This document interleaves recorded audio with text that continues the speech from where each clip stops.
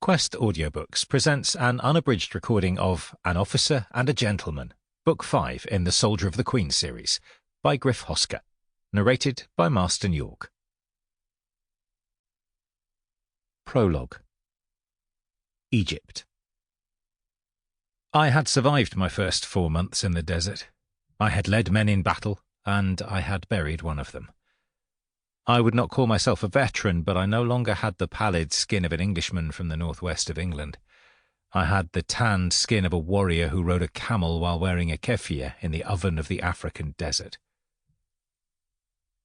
Second Lieutenant Griff Roberts had begun his military career, and while I could never hope to emulate the deeds of my illustrious father Jack, a hero of Rorke's Drift, Tel el-Kebir, and Omdurman, I knew that I was well thought of, and that was enough for me. The fort at Farafra was now home. We were miles from the nearest help, and the caravans that brought us our food and ammunition were a lifeline. They also brought something we had not enjoyed at first. They brought letters.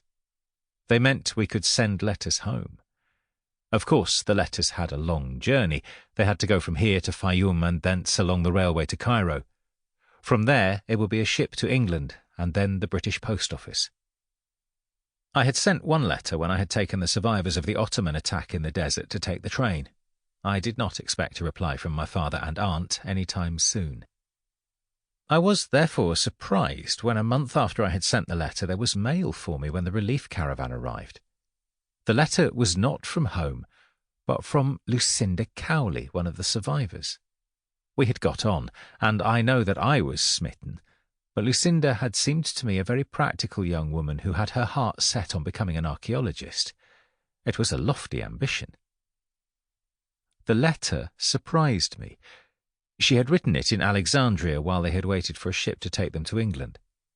That she had thought to write to me was touching enough, but the tone of the letter was so friendly that I reread it many times to see if I had made a mistake. She said that she had enjoyed my company and wished to maintain the correspondence. That sentence alone set my pulse racing.